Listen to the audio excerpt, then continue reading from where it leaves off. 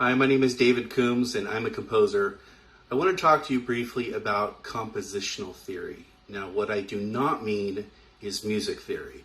You know, that's the type of stuff you would learn in music school or as you're taking lessons like chords and the chord progressions and sometimes larger forms like an ABA song or an American song form.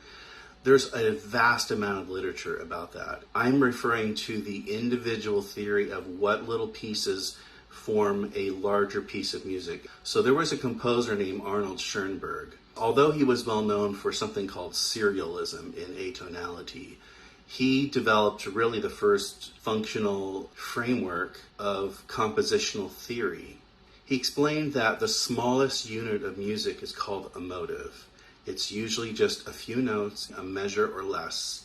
It has to be a series of notes and rhythms that is distinctive enough that you can distinguish it from other parts of the song.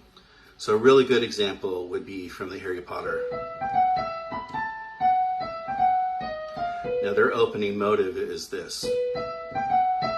If he were to just use the melody alone with no rhythm, it would have sounded like this. Sort of interesting, but not that exciting. Or he could have just used the rhythm alone with no melody, and it would have sounded like this.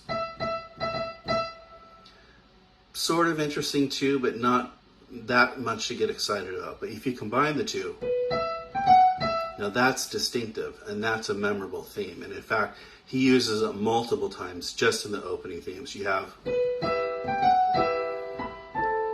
then he uses it again with a little variation, and then again,